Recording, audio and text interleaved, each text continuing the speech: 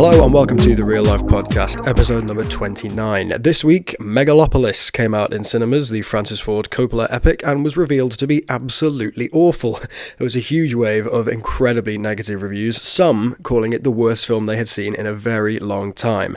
And given that he funded it himself and made it entirely the way he wanted, he has no one else to blame for how stupid it is. And that got me thinking, what are the worst films I've ever seen? What have I been to see which really, really annoyed me? And what did I hate? And why did I hate it? Everyone loves a good rant, so I thought I'd recruit Kuba back on the pod to talk through some of the most disappointing experiences we had watching films. Worth saying that this isn't a comprehensive list of the worst films ever made, because there are a ton of those and we'd be here forever. But this is the stuff which really stood out to us in terms of how annoyed we were by watching them and just how disappointed we were, either in the cinema, at home, or just the fact that we thought the film was terrible. So, make a hot drink and get a snack, or I hope you've got a long run or drive or whatever to listen to this, and enjoy Kuba and I talking through the films we just hated the most. You say you do have 5? Yes. Okay. The approximations of 5. Cool, alright. Well, if you hadn't already told, we're joined by Kuba, who's back on for his second appearance. Last time we were here, we sat down and talked about Christmas films. Yep. And that was very well received. Oh. People very much enjoyed our exploration of foreign titles. I'm glad to hear it. This time out, I thought, what was the thing we were lacking from that particular episode? And I realised we were just far too positive on the whole. We were far too optimistic about life, and that's the danger of Christmas. Oh. So what we're doing today is we're going to talk through the 5 worst films / worst cinema experiences we've ever had. So obviously the distinction is sometimes the film is just crap, and sometimes it's either of us went to the cinema either together or alone and just went, I paid money for this. Yes. I can't believe this is awful. Right? Do you have any honourable mentions before we crack into the actual top 5? Because I do have a small list. Honourable mentions. Well, yeah. There's one that I watched about 2 years ago on holiday called Profile. I don't know if you've ever seen it. No. It's a film about radicalisation. A woman, a journalist, female journalist, creates a profile, and in order to understand Islamic terrorists, attempts to befriend one, and goes through the stages of radicalisation, but it's all told through the lens of a computer screen, and it was the most boring thing I've ever watched. It sounds fascinating! It was really dull. It was Who was in it? Nobody you'll know. Okay, right. Was it Polish? No, it was by a Ukrainian director, yeah. Timur Bekmambetov. Timur Bekmambetov. The classic. No. Shazad Latif. That's a movie name. Valeen Kane. No. No. Well. Keep going, I'll let you know when you get one. No.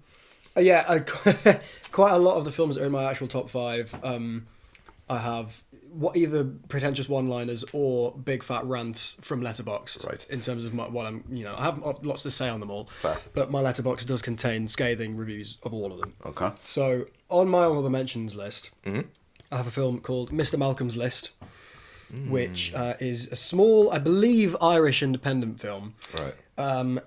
Which I went to see with my gran and my mother to give my grandma something to do. Yeah. And it was the most abhorrently boring, badly acted, yes, poorly written, yes, plinky plonky, literal Bake-Off music of a period piece you've ever seen. Bake-Off music? Honestly, it sounded like people, someone had just fucked up their sourdough. That's what it sounded like the whole way through. It had absolutely zero redeemable features as far as I remember. And yeah, even my gran hated it. And she was just there for a nice, fun time. So that was bad.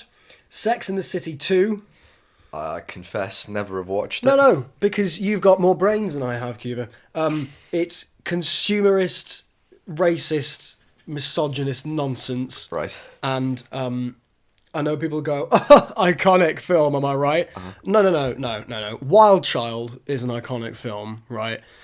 Bridesmaids, Mean Girls, these are iconic. Sex and the City 2 is one of those ones where you just go, no, that's just shit. Ironically, I've never watched any of the films you previously mentioned. Maybe you're missing out. Maybe this is a world we need to open up to you, Cubes. I have House of Gucci in this.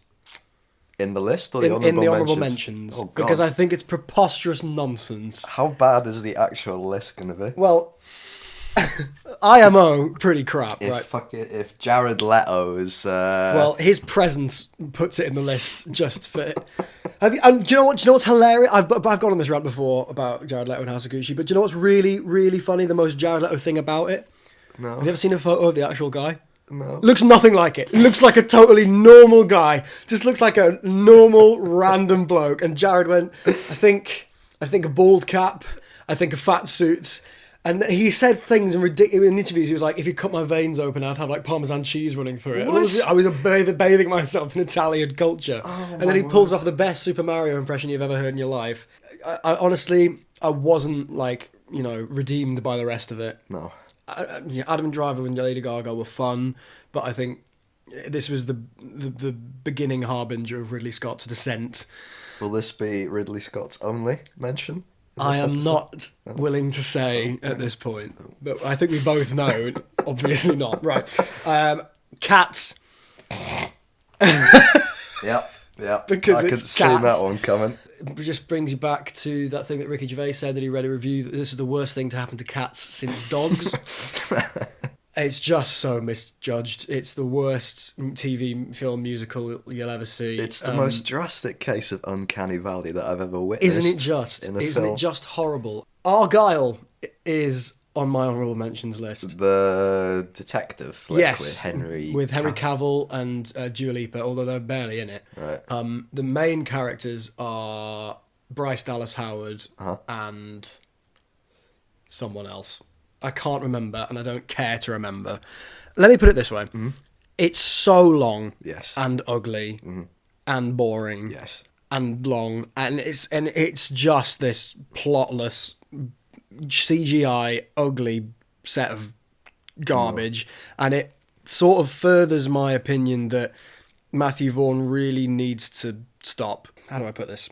Well, he's become a self-parody. Retire. Like the first Kingsman was a good film, and he just never got beyond that and decided, let me do that again, but repackaged and less good in the end.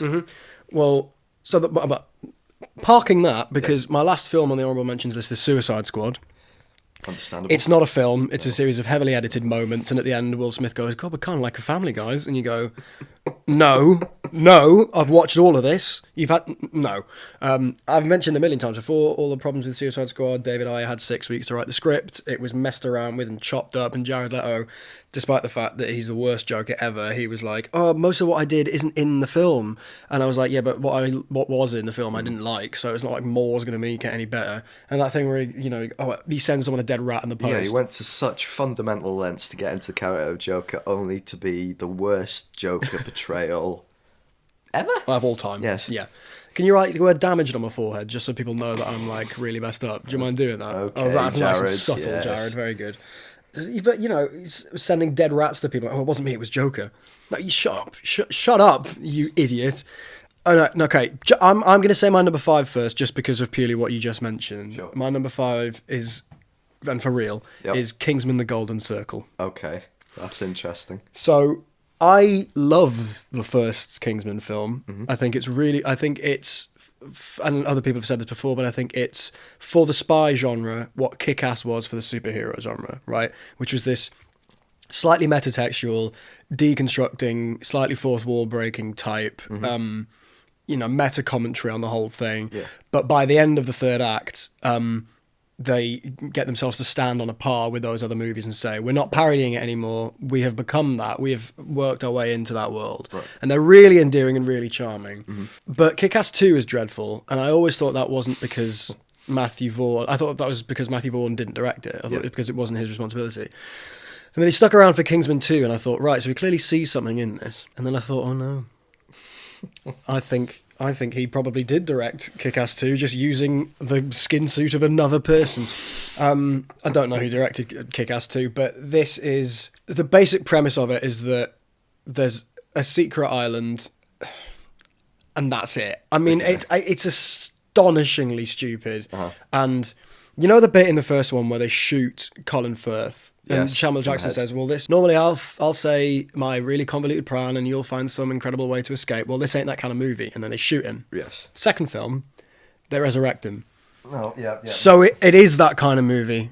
Then The approach that the second film takes to the first one can be best described by the fact that in the first 15 minutes, a giant missile destroys the base and kills his fellow agent from the first film, Roxy. Yeah. And that's just all gone. And just so we can, start from the bottom again, it's just... it is a bit like Matthew Vaughn. You remember that, all the lost stuff you like from the first film? Mm-hmm. BAM! Gone. Ha-ha! Got you there, didn't I? Enjoy that one, turds. Bringing Colin Firth back from the dead is stupid. Having all the endless cameos like people are in a sitcom is stupid. I've said this before, but I thought Elton John was going to be like a cameo. But no, And he's a major He's part. a supporting actor in this. Love you, Elton. Love you, Elton, but what the hell are you doing? I know it's a reference to the comic, but my God, it should have been a reference and that was it. Like, there's a moment where he jumps through the air, does a flying kick, and in the middle of it, he turns to camera and winks. And I remember in the cinema out loud going, what was that? I was so detracted from that moment. And also, I think the ending of the first one, particularly, the very, very end, was always a little bit too on the line of crass for me. Mm-hmm. This just takes it and just runs with that crass title to the hills. It's like this movie was made by Matthew Vaughn in conjunction with Lad Bible. Yes. The main plot is just drugs. It's just drugs. Everybody does drugs. Yeah. One guy really doesn't like that. Fuck it. Let's turn you into human meat. That entire sequence where the entire plot of the film is they're seeing who can finger someone first is utterly ridiculous. The camera shot that goes from his fingers into where the fingers go is utterly bizarre, and I know for a fact that Taron Egerton hated it. He didn't do it. He got the girl's boyfriends to do that scene on all the close-ups because he was like, what the hell, no, I'm obviously not comfortable with any of this. It's absolutely bizarre. I just hate it. I must have blocked that moment from my mind. You must have done. Because when I went to see it in the cinema, I went with my mum. Oh, God. You can imagine how that went. Agnieszka, if you're watching, I can only apologise.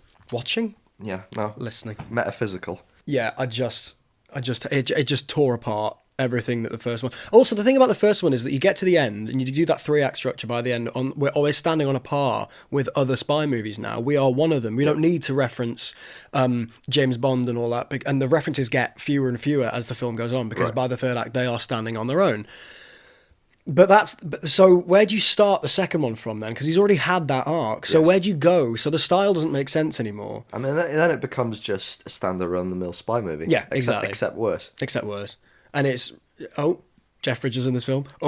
Channing Tatum's in this film. So many good actors. Just, hi, I'm whiskey. Hi, I'm champagne, but you could call me champ or whatever.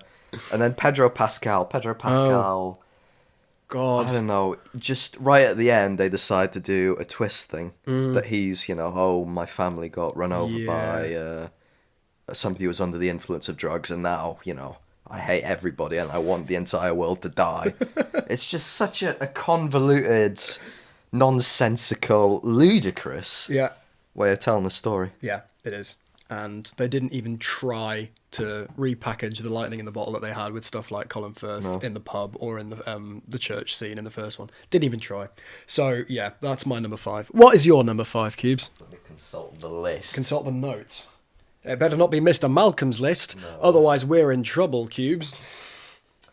My number 5 is Star Wars Rise of Skywalker.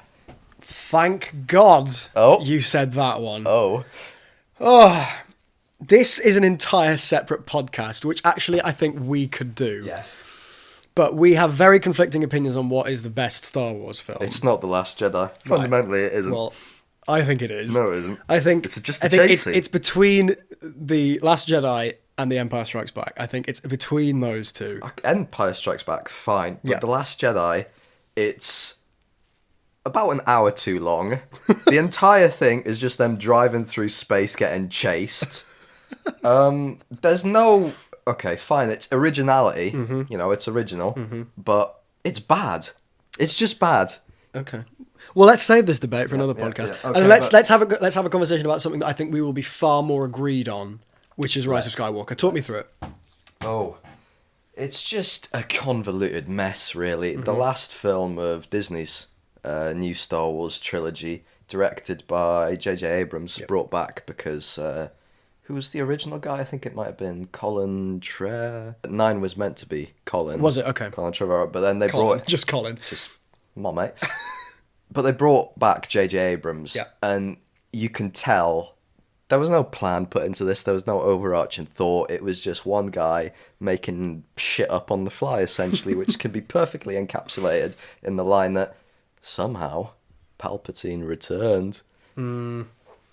I'm back, and I've got really wrinkly fingers, which is what I've always wanted for some reason. What? Literally, the first line, the dead speak. Oh yeah, cheers, mate. You've somehow hidden away 100 million soldiers on this planet that nobody's heard of, and he's coming back. Just piss off. Okay, so here's the thing about Rise of Skywalker. I think J.J. Abrams, he knows how to direct a scene. I think he knows how to make a story move. But all of the story in this is really, really stupid. A bunch of limp-wristed cag. Of all, like, you know, Star Wars, it's not exactly high entertainment. It's not, you know... It's a franchise that's more than half bad. Yes. Fundamentally, yes. But this takes the cake, honestly, of all the Star Warses. Oh, is this your least favourite? Of all the Star... Yeah. Wow. Comfortably, you could say that the 9th one is the worst. Oh, maybe the Phantom Menace at times. I would be thinking either Phantom Menace or Attack of the Clones. Oh, God. But, yeah, I mean, I think the thing about this is my biggest, most horrendous pet peeve with Rise of Skywalker is the reversal of Rey being from nowhere is the most painful thing in the whole of Star Wars for me, because it's like, whatever reservations you have about The Last Jedi, there's unequivocally, because of the last shot with the kid holding the lightsaber and looking up at the sky, right? Unequivocally, the message of it is anyone can do this. Yes. Anyone can become a Jedi. Anyone can have the Force or whatever. Anyone can rise to, you know, the levels of Luke Skywalker, right? And then the last film goes, actually, no, you can't do that. It's only the people before. It's like taking a political idea of going, anyone can become important. Anyone can become a politician. Anyone can make a difference. And then the last film goes, actually, no, it's only the old folks who've already been doing it for ages. It's a fundamentally reactionary type of filmmaking. It's schizophrenic in its way of thinking, because it goes from, 7, 8 to 9. They're both all pulling in different directions as films. And it goes from you are nobody, accept that, it doesn't matter. The ending scene of The Last Jedi is, the rebellion's been destroyed, we're on our own, we've got to, do this ourselves. It's the new gang, because everybody else is, Luke's gone, Leia's gone, yada, yada, yada. But in the 9th one, they're just, like, the 8th one didn't happen, essentially. Yeah, it is a complete rewriting of the 8th film. Until, the final scene of the 9th one is, she's on Tatooine, which is where all the films start. Yeah. And she goes to the old woman, I'm Rey Skywalker. Like, what? What? Yippee, thanks for that one. Well done, everyone. Fucking punch the air. Great. Brilliant. Also, yeah, plot was just, I mentioned it being a mess, but starting from the Chewbacca thing, when they were at the chase thing, and he gets captured in the shuttle, and the shuttle gets destroyed. Yeah. And you're thinking for a second, oh no, he's died. There's actual, there's stakes in this. Only for it to be revealed a moment later that he's fine. Yeah. And in that moment where they reveal, he's fine, he's still a captive, right? He's still been taken hostage. And the music is going, no, like, we're all happy. And I'm like, no, what mood are you doing here? Yeah. This is what I always meant. Ryan Johnson would have killed Chewbacca. That's what I always think, right? And it would have made for a more interesting film. Obviously, it would have upset people quite a lot, and I can understand that.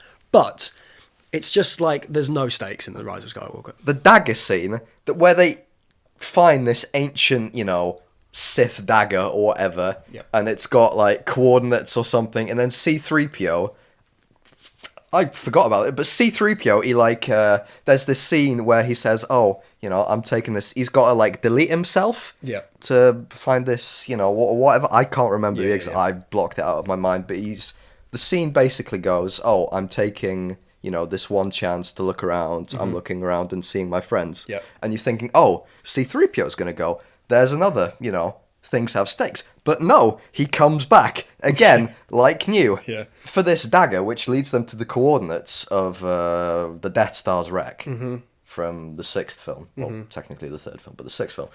And miraculously, this dagger from thousands of years ago fits the shape of the Death Star, which was built 30 years ago. Like, I know it's, mystical space wizards and shit, but please, I'm suspending my disbelief. Don't ask me to suspend it to the nth degree. Yeah.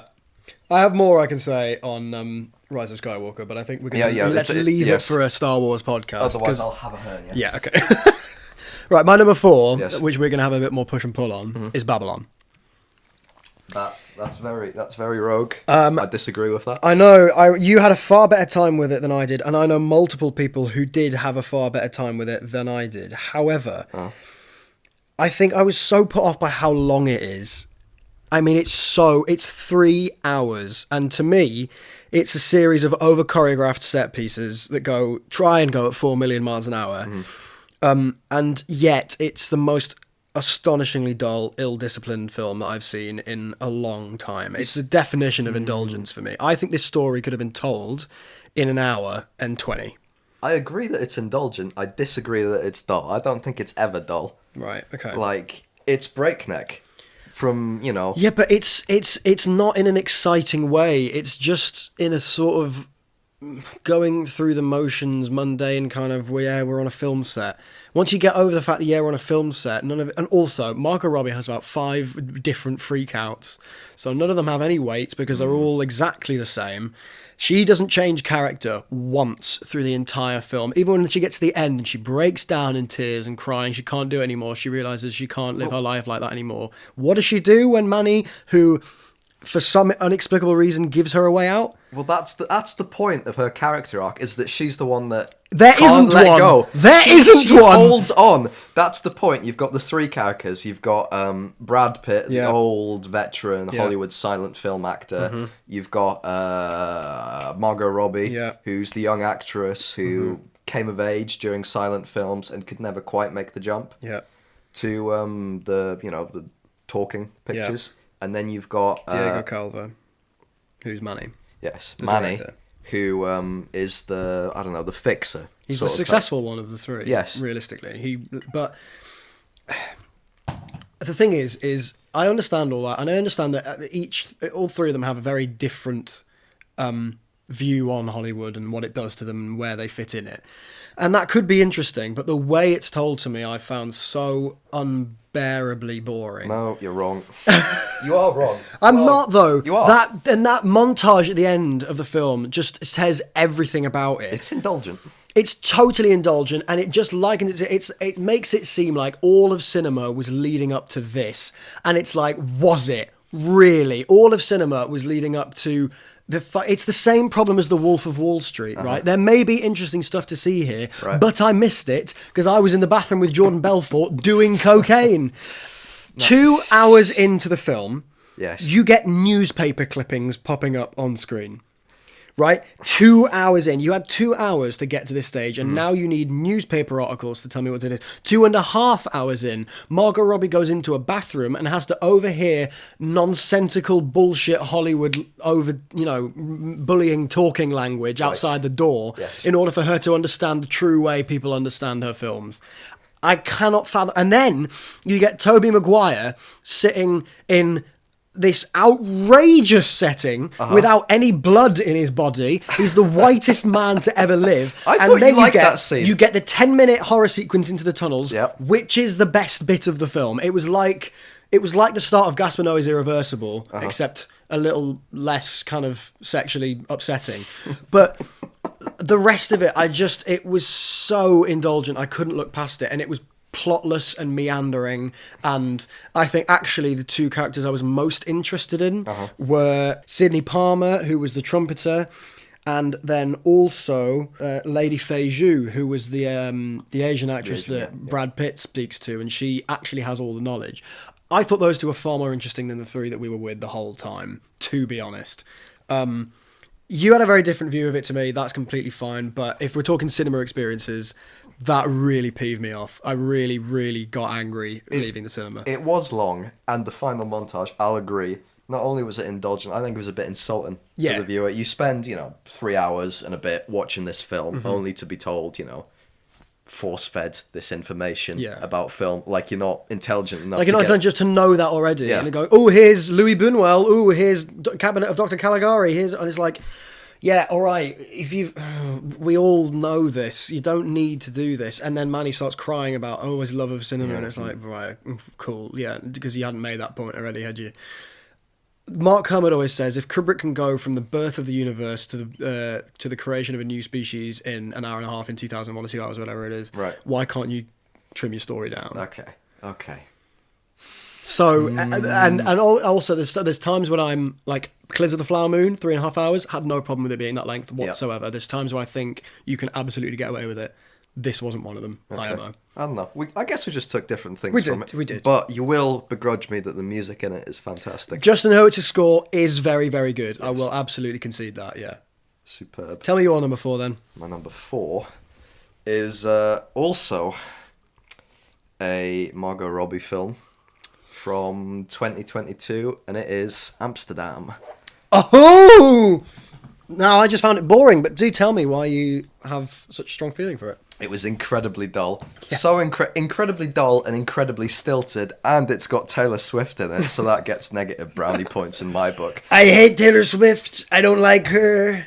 I'm with Trump on this one, though there is a positive in the fact that she's only in it for 30 seconds and she gets horribly run over within 30 seconds of her appearance. But it's just incredibly dull. It follows, you've got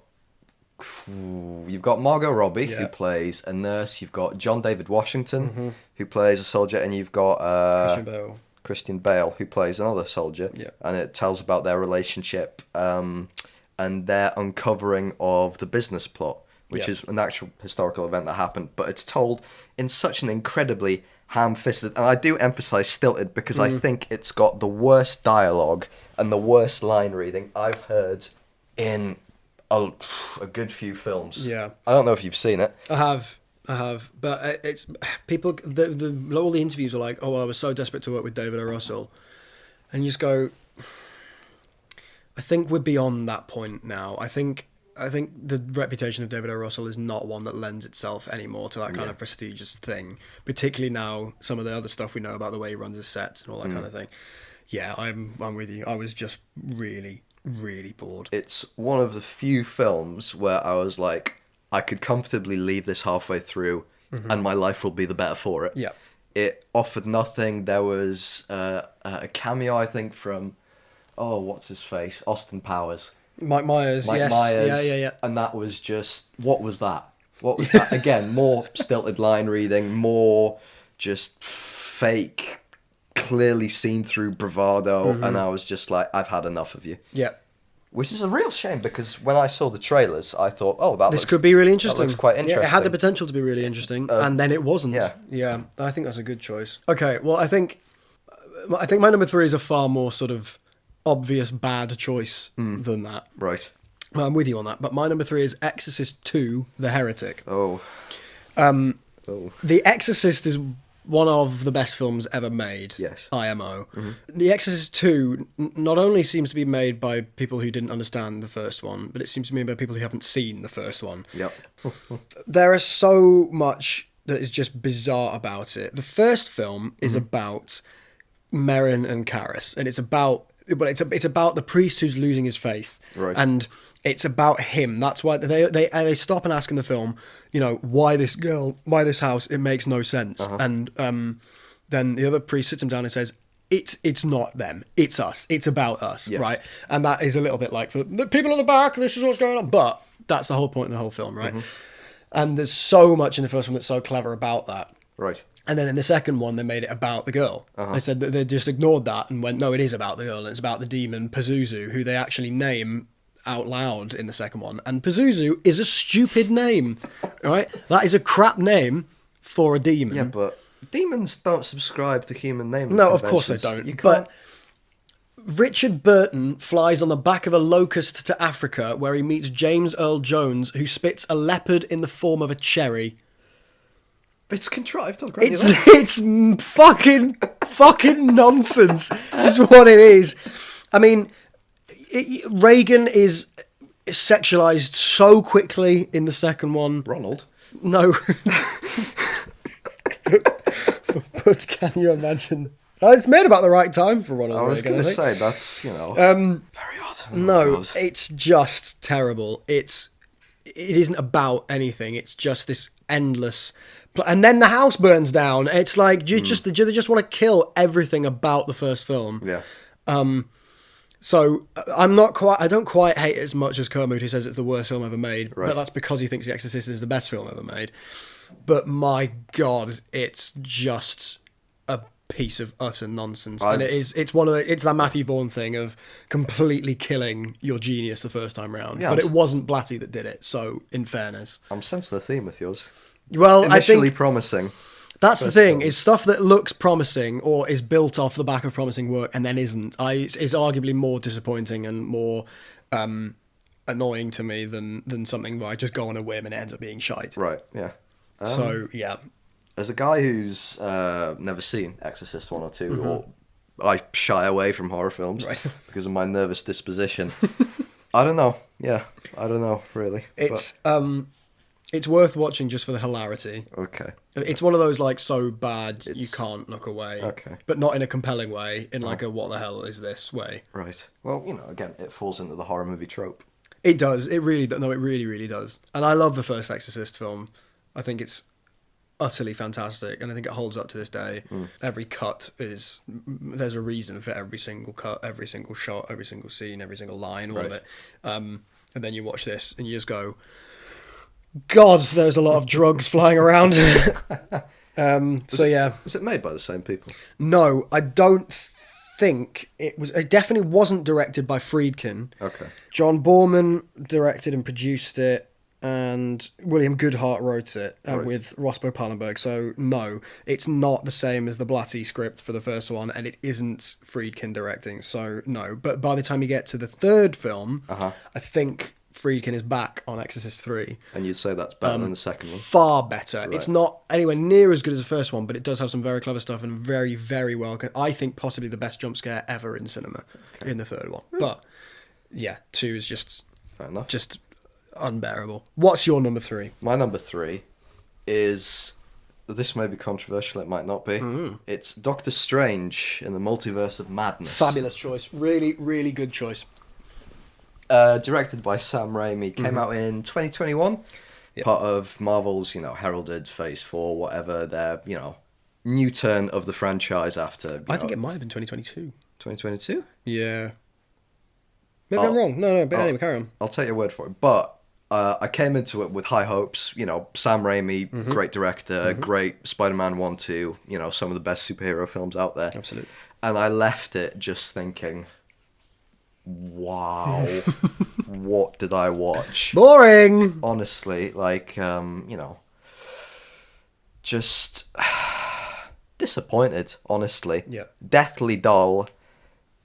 I don't know whether it was Kevin Feige cracking the whip or whether it was just, a failed roll of the dice, but it just didn't work on any level, I thought. Yeah, I think it was a film that they made because they needed to find an answer to what had gone wrong after No Way Home. Right. The crux of the terribleness of it is the young girl who can't control her powers yet, played by Xochitl Gomez. She is an absolute... She's just... Right, I went very nice on the film when I reviewed it on the pod the first time out. Yes. I said that I didn't like it and I thought it was really flawed and stuff, but I wasn't as harsh as this. She's really stupid. Right. She's really, really thick. And then Doctor Strange keeps telling us that, she's special. She's so special. She's going to be astonishing. We don't see it, yeah. We literally see none of it. All we see is her being utterly useless.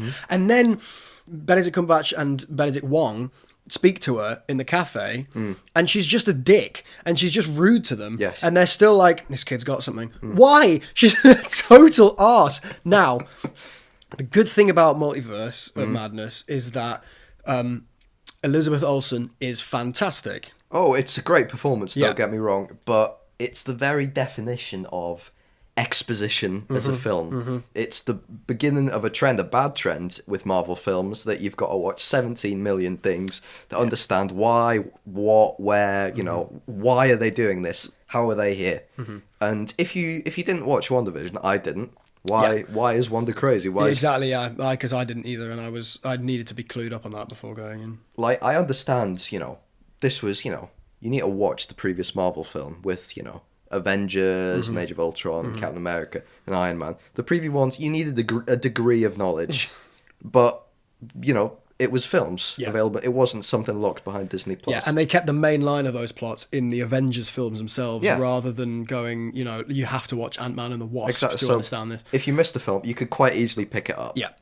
And everything was, you know, sort of quickly, there were a few exposition-heavy lines in each Avengers film that caught people up who are only there for the main thing of the franchise. Yeah. This, it's just, oh, Wanda's bad now, and, you know, we're going through, it's another multiverse movie, because that's all we can do nowadays. And I think it was the harbinger of death of the multiverse movie. Yeah. And I still stand by the fact that Everything Everywhere All at Once was only as highly celebrated as it was because it took the multiverse idea that Marvel had made boring and went, no, this is how you do it. And that absolutely is how you do that film. I just don't think it was better than some of the other stuff that was up in that year. No, but I don't think it should have swept. Yeah, I don't think it should have swept the Oscars. But I still think that it taught Marvel a fucking lesson on how you do this sort of thing. It was a classic example to me of why the allure of working on a Marvel film with a huge budget is always a poison chalice, because the only thing you can ever do is get your fingerprints on some of the stuff. There should have been so much more Sam Raimi in that, and there was bits of him that came through for sure. Yeah, like the jump scare with the quasi jump scare, because it's, you know, it's half sort of got me where you've got Professor X, who is in this film because why not? Yeah, and Wanda, he, you know, gets in his mind and snaps his neck, and that bit's good. That bit's good. That bit's good. That bit's great. And watching, you know, giving the thing, it gives a real sense of the power of Wanda. Like, she just dismantles Lashana Lynch and John Krasinski and Patrick Stewart and all this kind of thing, and she just tears them apart.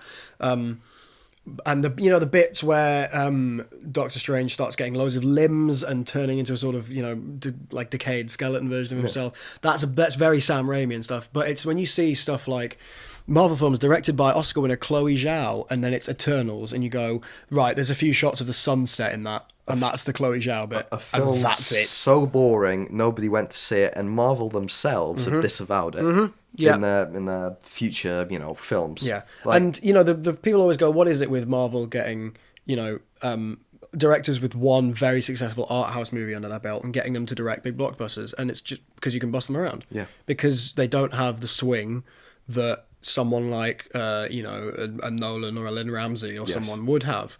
And I think that's one of the sort of primal harbingers of it. I wish there'd been more Sam Raimi in it and less stupid shit. Yeah, but they definitely should have lent into more of the horror aspects. You can see it desperately trying to burst out of the skeleton of the film. Yeah, but it's just kept down, so it's, you know, palatable to your PG, audience or whatever. Sure. Okay, I'm going to move on to my number 2. Okay, because my number 1 is partly my number 1 because it made me the most angry. Partly because I think it's one of the worst films I've ever seen. Yep. And partly because I think we can have a moment of unity on it. So my number 2 is Morbius. I've made a few brief notes on what I want to talk about to highlight why things are bad. On Morbius, I've just written everything about it. It's just the most Jared Leto. It's the thing is, right, regardless of if Jared Leto was in the film or not, if someone else was playing Morbius, this would be such a Jared Leto of a film. Jared Leto plays an uncharismatic vampire who jumps around his own laboratory working out how not to kill people. I don't want to see that film. I don't want to see that movie. And what's just the worst about it is that it has wider MCU implications. Yes. Michael Keaton's in the end. Michael Keaton is at the end of it, for crying out loud. I mean, I think the long shot, the long and the short of it is that whenever we see Venom turn up against Spider-Man, which I think is what's going to happen next, I think Morbius is going to be in it as well at some point. Dr. Michael Morbius. Michael Keaton just comes out of a vortex and sits down in front of Jared Leto and goes, "What do you know about Spider-Man?" And I just sat there, having watched the worst film of my life. I sat there and my jaw dropped to the floor, and I went, "You've got to be kidding me!" You've got to applaud the gumption, just collecting the paycheck. Honestly, you've never seen anything like it. Do you know how they break Michael Keaton out of prison? Oh, Jared Leto walks through the front door. Oh, champion. Okay, well, it's literally Austin Powers. And it's that bit in Austin Powers and he goes, "You're going to start a riot and we're going to walk out the front door." And everyone laughs at him because he's a turd, because he's an idiot. And then in Morbius, they just do it. And it works. And it's like, oh my God. Jared, if it weren't for Matt Smith and Jared Harris, the film would be a total train wreck. Yep. But do you know what that means? It means he's not even the best Jared in the film. He has been out-Jareded by somebody else. Oh God! The scenes at the beginning, which show you the early child friendship between Matt Smith, who plays a character called Milo, and Jared Leto, are some of the worst things ever put to cinema. They were written by somebody's toe. I honestly think you could throw ChatGPT a prompt to say, "Write me a scene where some kids get bullied." Yes. And it would do a far better job than whichever person managed to collect that paycheck. It's utterly preposterous. He is the worst actor in the world, and he's an exec producer on this, so no wonder we are where we are with it. So, also, he got the meme reputation out of it that he wanted. He thinks people think he's cool. It's Morbin time. This is...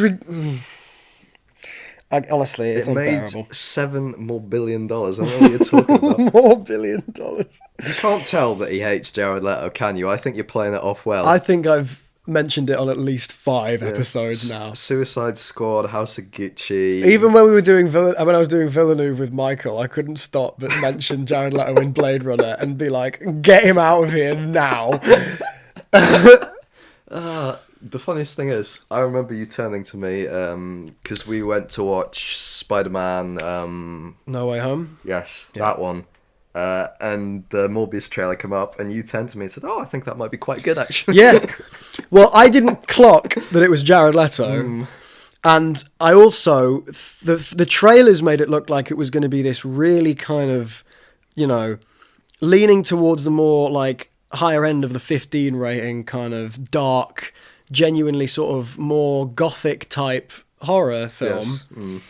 And then it wasn't that. It was Jared Leto jumping around, and he delivers lines like this. He's speaking into a voice recorder just so that he's got some lines to say. He goes, "I have the constitution of an Olympic athlete. My hearing has improved 1,000-fold. But there's just one thing. I have an overwhelming urge to consume human blood." Wow. And you say, wow, the tension, the action. I mean, honestly, I saw 2 films on the day that I saw Morbius. I went to the cinema twice. I saw Morbius, and in the afternoon, in the evening later on, I saw The Secrets of Dumbledore, the 3rd Fantastic Beasts film. Not a good day. It made The Secrets of Dumbledore look like 2001. It made it look, honestly, like Citizen Kane. It was actually and I left Secrets of Dumbledore thinking, that wasn't bad at all. That was quite good. Yeah, I really enjoyed that. It was nothing special, but that was decent fun. And then I thought about Secrets of Dumbledore more and more, and I went, that's a bit weird. That's a bit chopped. Why did they do that? And then I just thought, it's because I saw Morbius in the morning. That was it. It's unequivocally the most fucking pointless film that's It's ever obnoxious. been made. It is obnoxious. Utterly obnoxious. And actually, the bit where I knew it was Spider-Man adjacent was when Matt Smith walks down the street and goes, "Daily Bugle, please, sir." And I went, "No, God." But with any luck, the whole thing will self-implode and we'll never get a fourth Spider-Man film. And Oh, we're gonna get it. They're in pre-production now. But why? Because Tom Holland wanted to do more, and they wanted to have more of Tom Holland. They set up all this stuff, and Venom was, I think, because of Sony, particularly. I think Venom has to have a film with Spider-Man. I think that's just what they're gonna have to do. Like, can't superhero films just go the way of the spaghetti western and die out? Like, it's long past it. We've been 20 years. But this is what's really annoying about superhero movies, right? Is that you get the Nolan Batmans, and you get like X-Men, and you get the first Iron Man, and you get the Batman, right? These independent fleeting examples of going, that's how you do a superhero movie. That's really good. I really like that. And then the leading superhero movie makers just decide, no, we're not going to do that.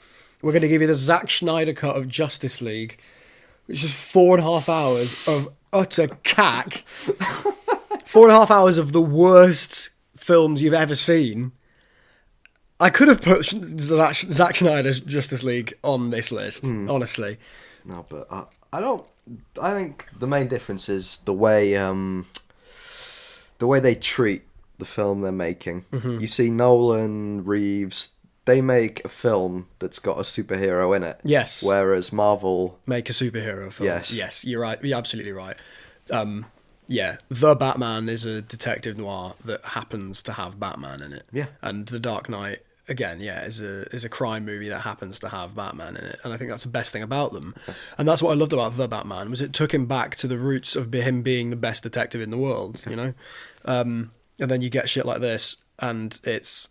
And then they killed Matt Smith. They killed the most interesting bit of the whole film. And then, of course, there's a woman that falls in love with Jared Leto because he's so utterly... bit nice, isn't he? Like, fucking hell. So I'm going to start... Yeah, that's... I can't believe I've ranted about Morbius on this podcast again. It had to happen. But it did have to happen. So that's my number 2. What's your number 2? My number 2.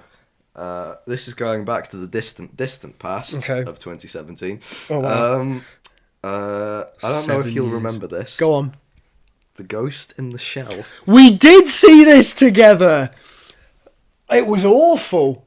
Diabolical. It was, at the same time, boring and hideous. It was terrible. Cute. Grotesque and disfigured. An abortion of a film. It didn't get off to a good start because of the whole controversy that I think it's based off a animated film. It is. That is Japanese, I believe. Yeah. And it decided to cast Scarlett Johansson because the most Aryan motherfucker. She was feeling particularly Asian at that point in time. So it started off on a bad foot, and it never really... No, it never got better, did it? No. And it just didn't get interesting. I had so forgotten we'd seen that. Exactly. It was so boring, so bad that you blocked it out of your memory. I have. Were you...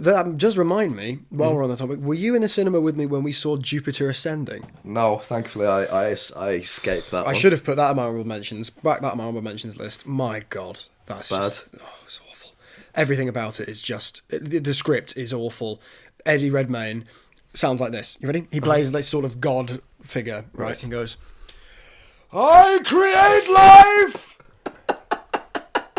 And I destroy it. Okay. And it's like, he took some heavy discount acting pills when he was doing this.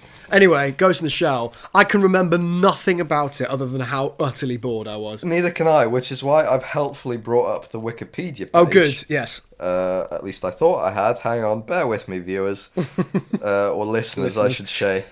Sean Connery has joined us for this one. Yes, I've been possessed. So The Ghost in the Shell. It's a very boring movie with Scarlett Johansson. So there's like 7 million different animated things, and they made this one live action thing, which was so bad that it torpedoed any hope of the franchise ever existing. Although it somehow made its money back. What?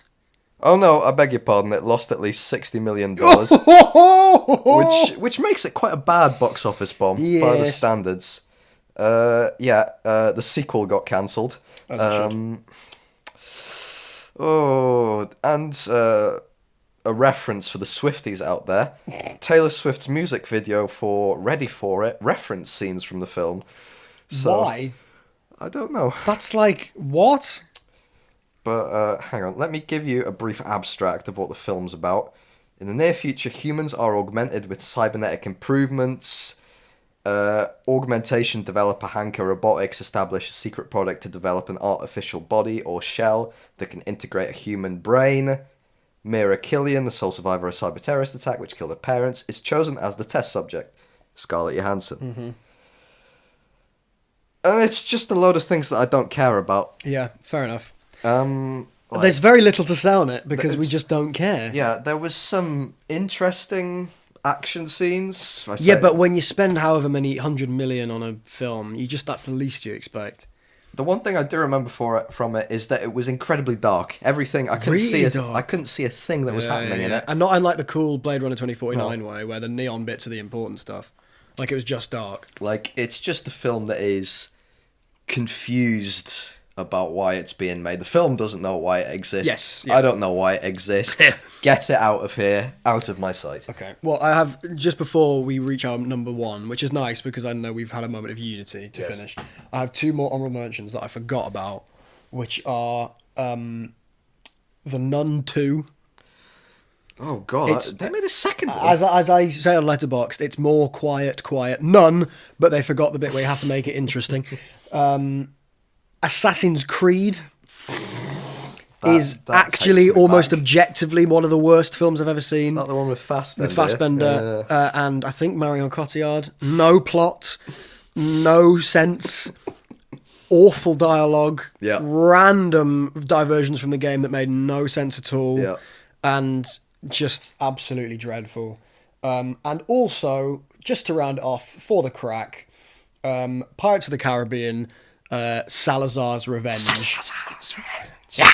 Oh my God. Javier Bardem decides he would much rather be dead than do this film properly, and that's what happens. The scene where they're running across the water towards one of the most bizarre things. The heroes, it meant to inspire terror, made me break out in a laughing fit there and then in the cinema. Also, apparently Johnny Depp was being fed his lines through an earpiece for this particular film, because he couldn't be bothered to learn them. Fantastic. Why would you? So, I think I'll let you reveal what our number one is, because I'm glad that it's the same for both of us. Our number one is Napoleon by Ridley Scott. Yeah. The man who just keeps getting closer and closer to me begging for him to retire. Ridley, we love you, but please. Enough is enough. Sack it off. Where to begin? It's absolutely terrible. Yes. It was my least favourite film of last year. Yes. It was, to me, a complete tonal mess. The historical inaccuracy was beyond staggering. That's one thing. You can attack it from the historical standpoint, but it's also terrible. It's also just terrible as a film. And Ridley Scott, when Napoleon never he never fired on the pyramids. And Ridley Scott goes, well, you weren't there, you don't know. Yeah, that's no, Ridley, people have done research, you arse. That's not how it works. The filmmaking is unbelievably clunky. For 200, you were saying this when we left, £200 million, and they made the most colourful period of French history in of all of time. Yeah. Look so unbelievably grey and monotone. Everything's grey. You've got, various shades. You've got the British in red, the French in blue, and everybody just looks the same. They do. In one, there's this scene halfway through the film, which is Napoleon's greatest victory, the Battle of Austerlitz. Him against the Russians and the Austrians. And they go out onto the frozen lake, and, they fall through. But before that, they're fighting in a town. And it just looks like a giant orgy of bricks having sex with each other. I can't find a way to describe this effectively if you haven't seen it. Because all it is bricks flying around. There's no structure to anything. And people go, and I listened to reviews going, oh, well, the battle scene on the lake looked absolutely fat. No, it didn't. You couldn't see any of it. And also, it was just... For £200 million, you expect more than that. And, when you get to the end with the English, you got the French advancing left to right in one shot and then right to left in the other one, and it's the same people. Yes. That's not how battle works. That's not what happens. And random mid shots of people's faces when you shouldn't have been looking at what they were thinking at all. Miles Jupp for no reason whatsoever, playing the Emperor of Russia. It's just there. Not even good performances. I think Vanessa Kirby was the standout because she was good. Oh, she's the best one, and the film heavily focuses about her. Yeah. About Napoleon and Josephine's relationship. Which, fine, good. I'm on board with that, but make that the film. Yeah. Like, why are you half-arsing it? Yeah. You're half-arsing it, and then you're whole-arsing it, because you're half-arsed it. Yeah. It's just...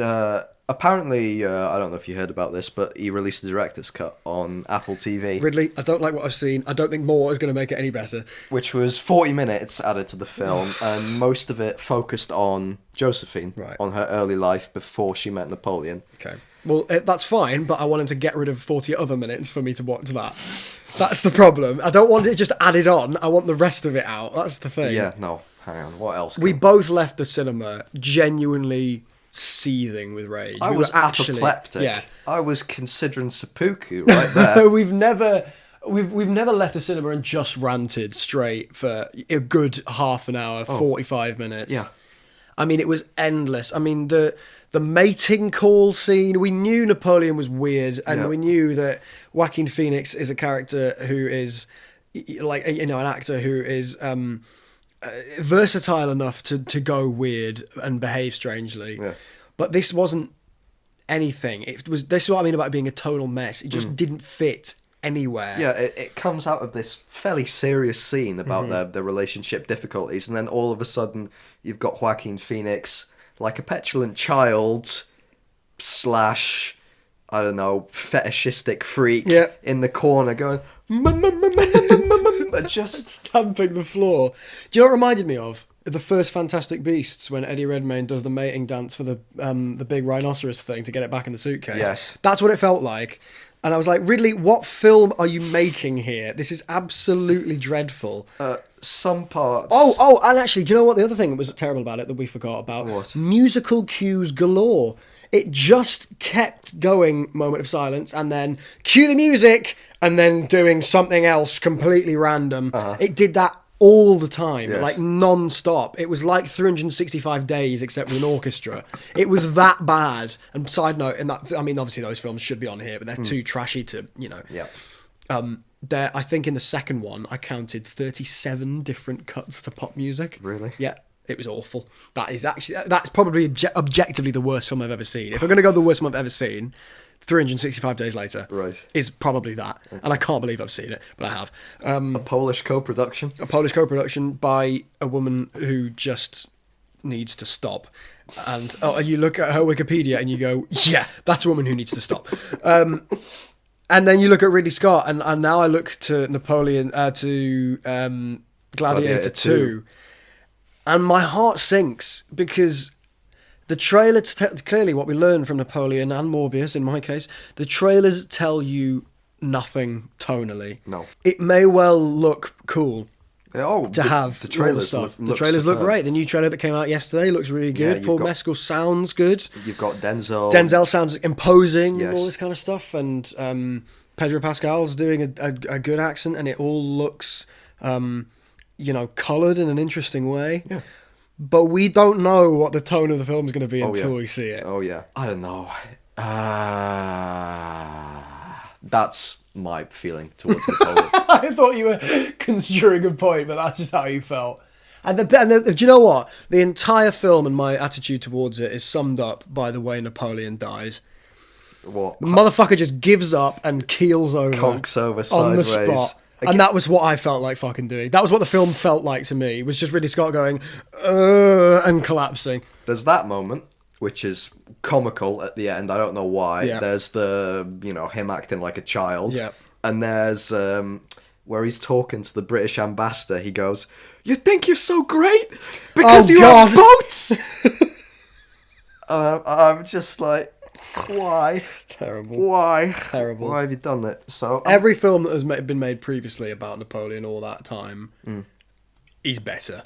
If you're interested in the Napoleonic Wars, watch Waterloo, or better yet... Well, I was going to say, Waterloo has got that scene in it where he gets cut off on the bridge. and being told he's forced to surrender, and he wins them back on side.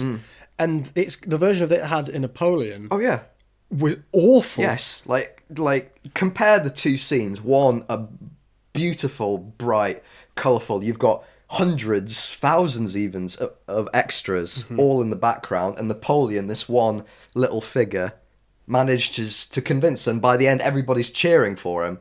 And in Ridley Scott's Napoleon, it's just he comes to a little bridge. There's like I think it was a firing squad against him. About like 50 people. And it's just all so drab and depressing, and there's no energy, there's no life. It just feels forced. And that is Napoleon. Yeah, it is. Here's how I put it, right? What was the other film you were going to mention? Waterloo and the other one? Ridley Scott's first film, actually, The Duelists. The Duelist. Which is also in the Napoleonic period and is a far better film. So in the way that Waterloo and The Duelists are tapestries, yes, I would describe Napoleon as that one disease-ridden, bacteria-filthed tea towel that you have. It's that bad, and objectively, I think it is that bad. And and you know what? It was nominated for an Oscar. For what? So I think it was visual effects. Why? Because people saw horses going through the water and thought, oh, great. Wow. Cannonball fire did not look realistic. No. And the moment was just ruined for me by all the rest of it. Why I chose for us, I think the reason why I was like, let's do the worst films we've seen or the worst cinema experiences is because, well, number one, being negative about a film is far easier, I think, than standing up for a film and being positive about it. But also, I think that people always talk about, I mean, I've got to a stage now where having been in things and made little bits and pieces, I've obviously got a massive appreciation for the finished product and people getting things done in the final. Yeah. But within all of that and my changing more optimistic, more kind, more sympathetic view to directors, the fact that I'm still able to look at these and go, what the fuck were you doing? is interesting. And I also think that it's important to note where the bad films are, because when they have budgets like $200 million, you look at it and you go, why have you wasted that money? That incredible amount of money on this person, this project, in this time. It's just so baffling. More to the point, what the hell happened? Yeah. Where did it all go? What did you spend it on? Joaquin Phoenix's sandwiches. I mean... orgy of bad decision after bad decision after bad decision. A lot of the films on our lists, I certainly put there, was because they were dull. Yeah. Because they didn't enthuse me, they didn't inspire any emotions. I just wanted to leave. Yeah. But Napoleon, I can truly say, is on this list because it is a bad film. And it just pure disgust towards it. It's definitely the angriest we've ever been made by a film. Yeah. So there you go. There's, 9 films that made us particularly upset or we found to be absolutely dreadful. And we've managed to fill the full hour.